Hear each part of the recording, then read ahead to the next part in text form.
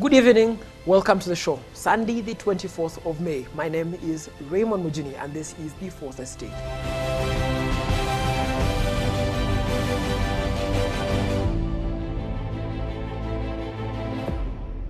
Eid Mubarak to all our Muslim friends who watch this show. We start this week's Fourth Estate with Yusuf Serunkuma, an Observer columnist who has been challenging government's response to COVID-19, more particularly the lockdown. Measuring it against the Tanzanian government, which hasn't locked down, Yusuf Serunkuma argues that the Ugandan government needs to provide more answers than it is currently providing to journalists on why the country is under the lockdown. The Ugandan media's reporting of COVID-19 has been laden with officialdom. Most of that reporting has relied on official sources like the President, the Ministry of Health, and local politicians. The result of this reporting has been broad population acceptance of measures that have been taken by government and a broad criticism of the measures that are different. One particular story that has caused a storm in a teacup is the Tanzanian lax response to adopting lockdown measures. Tanzania's President Magufuli has been firm in rejecting the lockdown requests from both the region and World Health Organization. He has also criticized the testing kits and the laboratory that are conducting the COVID-19 tests in his country. But is Magufuli a chemistry PhD up to an unfamiliar gamble or a radical reformation in how to deal with COVID-19? The Observer columnist Yusuf Serunkuma has heaped praise on him in his column this week, and we talked to him about it. First of all, we just read your column on your tribute to John Pombe Magufuli, which is running counter to much of what the media is saying. That is, countries must be on lockdown, social distancing measures, numbers of COVID-19 are on the rise. Why in the middle of all this storm are you praising Magufuli when the media seems to suggest that what he's doing is the wrong thing? Well, I think the media is misinformed. There's an incredible amount of misinformation that is going on in the media. Our mutual friend Andrew Mwenda is running these figures of 1,500 people dead. He's saying hospitals in Arusha and Dar es Salaam are overflowing. There have been claims that people are collapsing on the streets of Dar and dying in their night barriers, etc., etc. I just don't understand all this propaganda against John Pombe Magufuli because, you know, there's actually a partial lockdown in Tanzania, right? Schools were closed, universities were closed. All right, but the government could not afford to lock down a country of 60 million people, a city of 6 million. All right, it couldn't afford to give them relief supplies, so there was no point in locking them down. All right, and then also, I mean, the material we're working with, 1,000 people dead, it's not true. It's absolute inaccuracy. Are people collapsing on the streets of Dar and dying? That's inaccurate. COVID doesn't kill like that. People don't collapse. It's not like you're watching The Walking Dead and then all of a sudden zombies are walking and collapsing, right? You're not doing that. So I just don't understand where all this sort of anti-Magufuli propaganda is coming from. It's really crazy, right? So, and also considering the mess that we're going through in Kampala regarding relief supplies, you know, it's crazy, right? I mean, I think it's 45 days now. And almost all of Kampala has not gotten any food supplies, and you're getting 3 kilograms of poor maize flour and beans, and we have this convention for parliament. I mean, it's so much mess, and then you get this supply one time, they don't come back to you, and they expect you to eat this thing in the entire lockdown time, all right? And then you have this really crazy demonstration on the floor. I mean, the president demonstrating how much people should eat in 10 days, as if we're in a state of war. And by the way, that's true. When they were in the bush, they used to feel like that. We're not in the bush anymore, all right? So, I mean, if you look at this mess that we've gone through as regards food supplies, and you look at, I mean, the struggles we've gone through, the number of people that are dead in this country as regards to lockdown-related causes, right? I don't know why we don't really admire Pombe Magufuli for refusing to lock down his country. So I have admiration for him in that very specific aspect. Yusuf, the key reason that the World Health Organization advances for lockdowns is to reduce the number of infections. And Uganda might argue that the reason of the lockdown has helped them reduce the infections that could have gradually grown. Is it just that the lockdown should be tied to number of infections, or it should also factor in, as you're now saying, the fact that governments can deliver relief food to their citizens during the periods of the lockdown, or even deliver some economic stimulus during that time, during the lockdown? What should the lockdown be tied to? First of all, this is not the plague, right? If you read Albert Camus has this novel called The Plague, and it talks about if you contract the virus, you're dead in the next few hours, right? It's not like Ebola, all right? So if you think about response to a pandemic, a flu pandemic, which has a 2% rate of death, right? See, is it 2%? That most of the infected people actually never even realize they're infected. And so you are afraid of this sort of pandemic, and you decide to lock down an entire country in a moment where you can't even afford to take care of that country. I think you're not really very careful. In my assessment, responses had to be multi-pronged, multi-sensitive, multi-considerate. If we do this, can we afford this? If we do this, can we afford this? All right? This is the kind of situation that we're looking at. So if the Gynecology Association of this country reports that over 1,000 mothers are dead, if police says they've recorded 3,500 cases of domestic violence, more than they've ever recorded in a single year, in just 2 months, all right?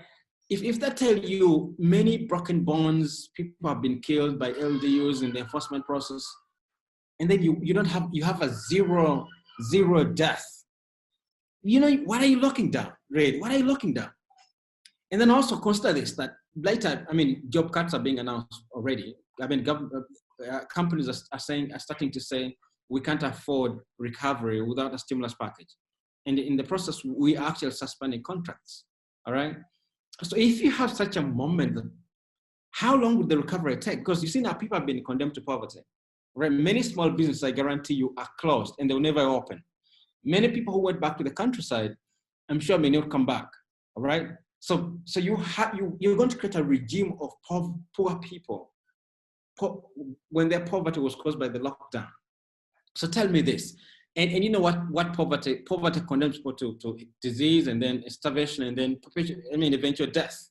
So if you foresee that I'm guessing like over 500,000 people could be affected, or even more, or 1 million people will be affected by this lockdown and the lockdown related complications, what are you locking down? Why are you really locking down? And when you know this is a flu, which actually kills 2%, at least the science of how many numbers die has been consistent, all right? Only 2% people die. Why are you locking down?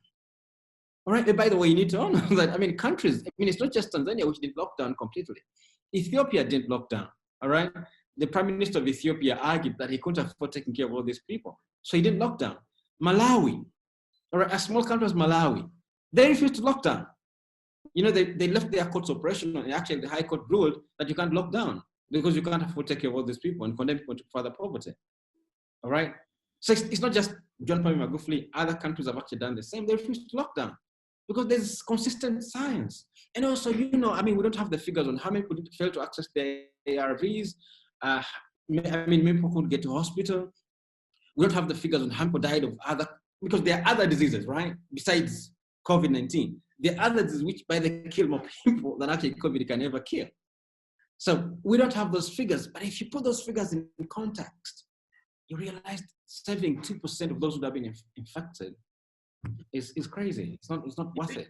Yusuf, there's a theory that the number of people who are infected by COVID-19, the percentage of those who will require specific treatment, specialized treatment, we're talking about ventilators and air respiratory treatment, is high, on the high end. And the reason that Uganda doesn't want to get there is because the country doesn't have the health systems to take care of people should they require that kind of treatment. Isn't it fair that with the considerations Uganda is working with at the moment, that they support the lockdown? Should the media be questioning the lockdown? Should they question the authority behind the lockdown when they have these numbers? What numbers are you talking about? because look, first of all, we were threatened so much. I mean, the fear, the idea that we have an apocalypse coming, we were already threatened so much, and we stopped thinking. And I've seen a lot of media self-censorship, like media houses have taken on like internal censorship a lot. They're asking very mild questions, all right? Because the example I've given you, how many media houses have taken the trouble to actually go down and look at all other diseases that are killing Ugandans?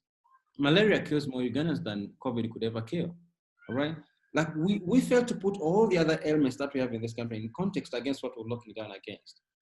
Like the many diseases that kill Ugandans, COVID-19, if it were left, if it actually had moment that would, the apocalypse that was anticipated, if we had that happen in this country, COVID-19 will kill far less people than malaria, than HIV/AIDS. I know those are diseases that are killing Ugandans, all right?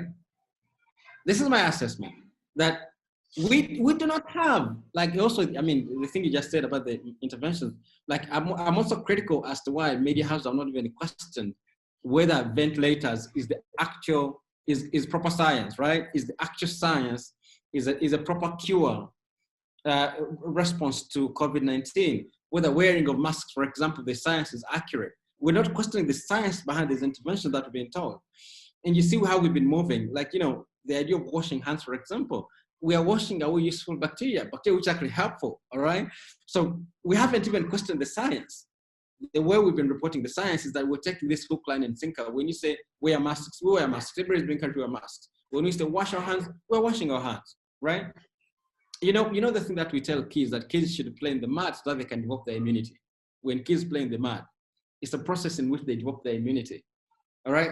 I mean, why are we now so much washing our hands? All right, so you know we didn't have a proper prognosis, a proper problematization of the entire scope of the ailments and the responses.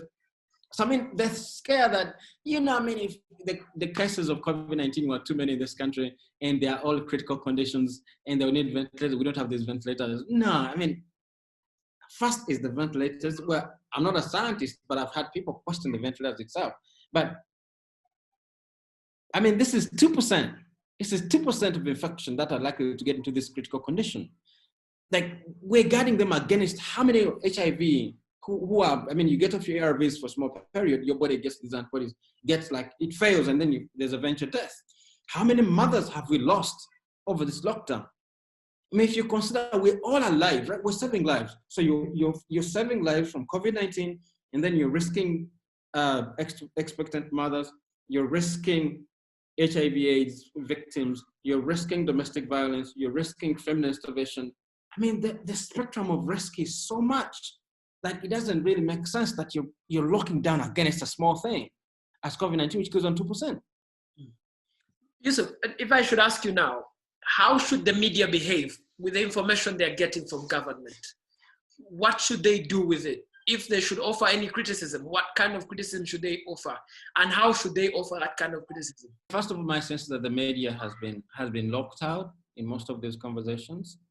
Like, for example, when you see the president speaking, there's no journalist there to actually ask questions, all right? Because if the president's going to give an address, and as many as they've been coming, and there's so many clarifications that come later, you expect that media should be there to actually ask the president questions, all right? But by a structured decree, no journalist should be there. I don't know why. And we claim to be a democracy. I mean, no journalist should be there. I think that's crazy, right? And then the president speaks for 4 hours, and when you listen to commenters after he's spoken, there's no criticism. Like, the journalists don't come to like problematize and put a fact check right there and question what the president said. All right. Media has also, among other things, focused on the pandemic as a health issue. All right.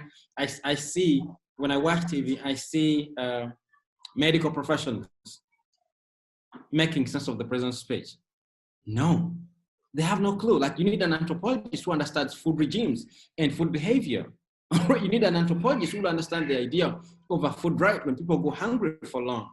You need a political scientist. You need a political economist to make sure the food chain, for example, you know, if you have farmers not being able to bring their food supplies to the market, how is the chain affected all the way?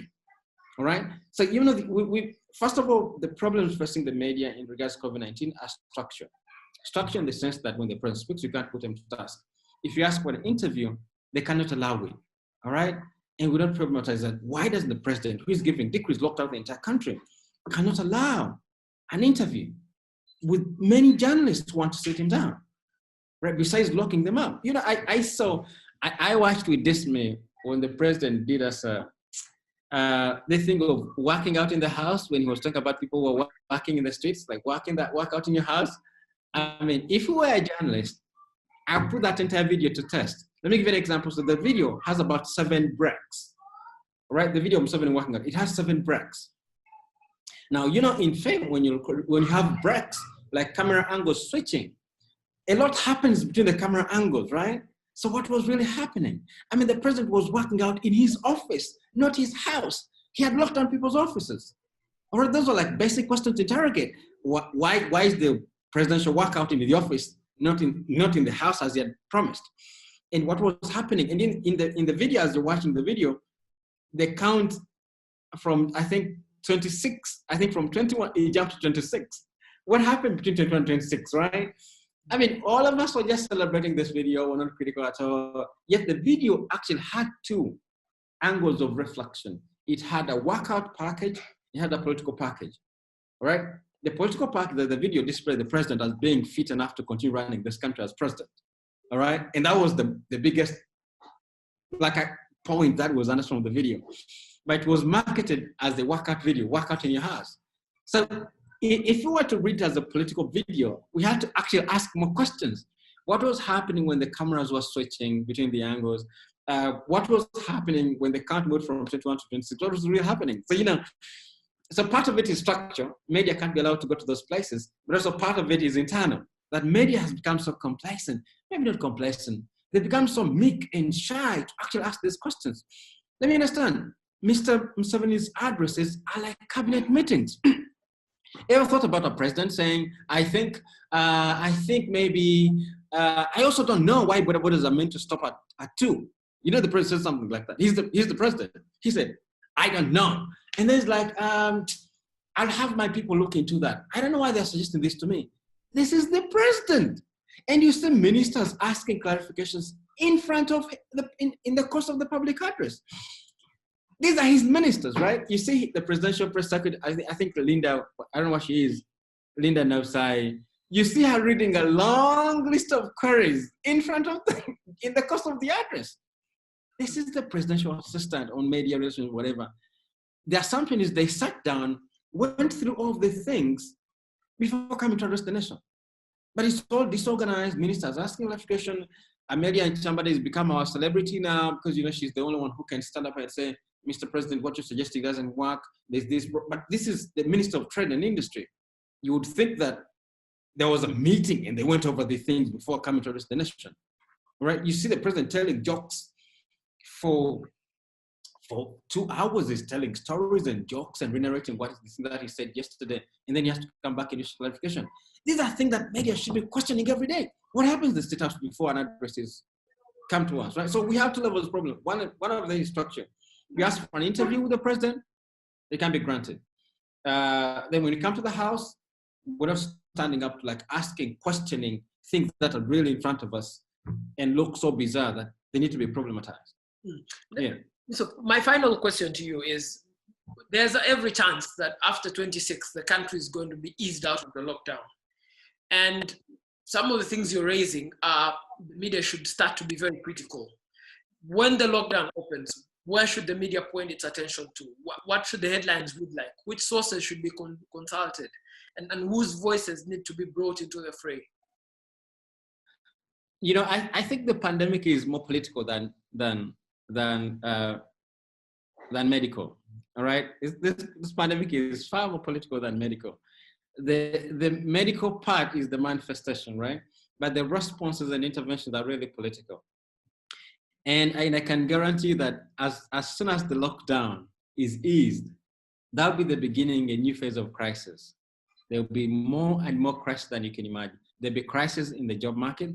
There'll be crisis in access to food. there'll be crisis. And I think now, I mean, a moment the curfew is also eased, there will be a spike in crime, all right? Hospitals are going to be flooded with people who are now, and it's really interesting, Raymond, to think about it. So hospitals don't have people going to them, but pharmacies have lines. Have you been to Wandegea, Freka Pharmacy, Fast Pharmacy? They have queues of people lining up, which means people are actually self-medicating. Many people are self-medicating instead of going to hospital because they can't access hospitals. So what's going to happen as soon as the lockdown is eased, medical facilities are going to be inundated. They're going to be overwhelmed by the number of people who are going to show up with critical conditions. We should be looking forward to that. I'm telling you, the ease of lockdown is the beginning of a crisis, right? A major crisis is going to happen. Like food is going to become, like reordering the life that we used to have. People went to the countries may want to come back. And then there'll be no job for them. Like spaces have been reordered. The Kampala stars are going reordering under lockdown. Kalere market, where many people used to get their sustenance, is now a new thing altogether. All right. So you're going to have a crisis. We're going to have a crisis in the medical aspect, in the job market, in the political space, because we're going to be asking questions. We've already started asking this question: should we have an election in 2021? All right. I am for no election, by the way. I should put this. I'm for no election, although for different reasons, nothing to do with COVID-19. But I'm for no election 2021, or 2026 or 2030. I'm for no election as long as Mr. Museveni is still on the ballot. But you ask me which sources should be engaged in the conversation after the lockdown. I think you should engage more political scientists, anthropologists, and less to do with medical professionals, right? Because the science is also really very fluid. I think political science will be able to put this thing in context, because the politics has met, rather political economists, the politics has met the economy, because the interventions, in whatever form you want to think about them, are really political, all right? I mean, okay, I don't know. I mean, you can have this conversation questioning every single thing that was said by the president as an intervention. It has political lenses. When you said let's intervene, but then you look at the churches, you look at community organizers, you look at mosques, you look at why so, right? And then you're saying, I mean, we can question every single thing, and the lens is purely political because Museveni wanted to be the single relief provider so that he can also be singly thanked. He can singly benefit. I mean, you're asking for vehicles, and then you're not going to take them back. What is happening? What's going to happen with these vehicles? Only the vehicles that he asked for, they gave him so many vehicles. What is he going to do with them? After he's eased, I mean, you'll not be giving more relief supplies. What are you going to do with these cars? There'll be a crisis there. I mean, there's so much money. We got so much money. A lot of money, actually, from all these big donor agencies. What's going to happen to this money? Our accountabilities. I'm telling you, after lockdown, we'll be seeing one headline after headline, scandal after scandal, scandal after scandal, because we have so much. I mean, the stores of food supplies are still full to capacity, right? We're going to be seeing scandals over that. All right, we have people in the Prime Minister's office who are in jail because it was alleged that they stole material or they inflated prices. We're going to have scandals. So as we look forward to the lockdown, it's an exciting moment for Ugandans. It's exciting that we're going to have the lockdown eased, but I can tell you, as media, we should be ready for the scandals that are going to be happening. And I think in my assessment, it has less to do with the medical professionals, but I think it has to do with political scientists, political economists, and anthropologists. That was the Observer columnist Yusuf Serunkuma asking some really tough questions of how government is handling the lockdown. We will talk to Banana Mata after the break about the Rwandan genocide and the newly emerging story of the arrest of Felicien Kabuga.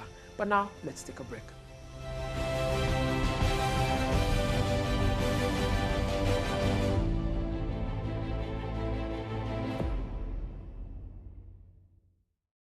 The year 1994 is a very synonymous year in Rwanda because it is the first time that the genocide against the Tutsis was carried out. The people that were behind the bankrolling of this genocide and amongst the alleged perpetrators was Felicien Kabuga, a mogul in Rwanda who had business interests that spanned including the media. His arrest this week brought into sharp question yet again the tough questions that were being asked about his role in the genocide and the role of other governments in protecting him for 26 years on the run. So, who is Felicien Kabuga? The man, the myth, the elusive Felicien Kabuga. The mere mention of his name evokes strong emotion and a deep-seated desire for justice in Rwanda and the world. This week, Kabuga was arrested in France, bringing an end to a 23-year search for justice. Rwandan media, which kept the story alive with uncensored questions, was left to the mercy of international media to report a story that sits, rests, and rotates at the heart of the country's restorative search for justice. We spoke to editor Banana Mata on how the story has been treated by the Rwandan media. How did the Rwandan media cover the arrest of Felicien Kabuga? Thank you so much, Raymond, for having me. And I am glad that you've picked interest in this story because I get a sense that at the moment, most people tend to think it's just a Rwandan story, but it's an important global story. I mean, Kabuga was the most, he was number one on the fugitive list globally, you know. And that's because if you look at his case, it speaks to several issues that are still prevalent in our society today. Impunity is one of them. Two, abuse of power. Kabuga was not just an ordinary criminal. No, this is someone who was extremely rich, wealthy, with connections. And we see that 26 years after the genocide against the Tutsi, he's continued to survive and evade justice using those mainly political connections. So this is an important story that I feel for any journalist, it should be one to really pay attention to. Now, back to your question, the Rwandan media, first of all, got the news from Western media, international media, because we were not in Paris, so we were really following it from a distance. And for most of us, what we had to do first, even when we saw it on Twitter, breaking on Twitter, is to check and confirm if it actually had happened, because it's not the first time that we had news that Kabuga has been arrested, only to discover that it hasn't happened. It was a hoax. And not because that there were no plans to arrest him, but because, again, someone managed to tip him off and he left before the arrest happened. So the first thing that media had to do, local media, is to actually confirm and be sure that it had happened. To get their reactions, of course, to the arrest. And two things became very clear. One, in Rwanda. Second, they have waited for too long. I mean, he's been on the run for 23 years. It is 26 years since the genocide against the Tutsi, so you can imagine if you have to wait for that long. So for many of them, they've waited for so long. And also, as we know, international trials tend to take a long time, you know. From the Arusha court, the International Tribunal for Rwanda in Arusha, we saw that some fugitives actually, I know one that died in custody when the trial was still going on. So what the survivors are simply saying is, we need him back in Rwanda so that at least some of us can get to see him again. And there are so many questions around that. Secondly, will we have a speedy trial? Because again, remember, we're having a back and forth. Is it Arusha? Is he going to The Hague? Or will the wish of the survivors be granted so that he's extradited to Rwanda? So there's been that focus also. And then the other important question that the local media has been focusing on is Rwanda-French relations. And this is because of the history of Rwanda and France. The role of France in the genocide against the Tutsi is well documented. So for most local media, it wasn't a surprise as such that he was arrested in France, because given what happened in '94, the records show that the French government then was involved. So the questions that local media are asking and trying to understand is how could this have happened? Because again, what we learned last week is that this man was arrested with passports that were not fake. So he was able to travel. So how did that, again, which speaks to institutional protection, because if it's one person, probably they will use the fake passport. But if someone has a valid passport with a valid visa, then again, you see the role of governments and institutions. So far, I could say that's what really the local media has focused on. One, speaking to the survivors and trying to get their point of view and what they think justice would look like 26 years later. My question to you, my follow-up question and final one is, how important is it to follow up a story like this? It's been on for 26 years. It's spanned countries. It's been in Uganda. It's been in Kenya. It's gone all the way to Belgium, France. How important is it that 26 years later, journalists are still following this one single story? One is justice. Journalists must be in the business of justice. And we have the duty and responsibility to try as much as we can to ensure that we pursue and help victims pursue justice. So for any journalist, I think it is an interesting story, first of all, to follow up. And secondly, Kabuga represents issues Kabuga represents what we still see today, whether it's impunity, abuse of power, patronage, name it. He represents what we continue to see today.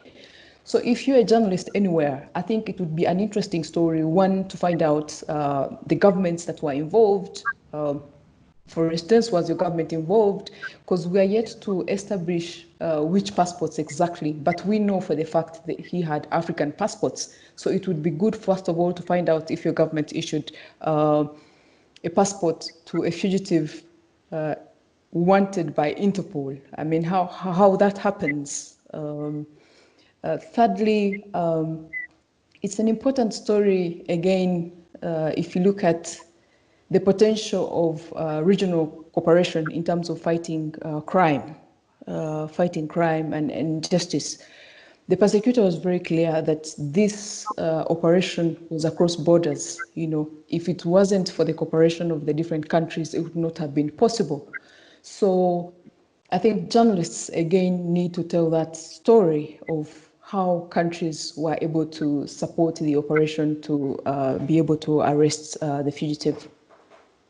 All right, thank you so much for taking us. Thank you so much for having me.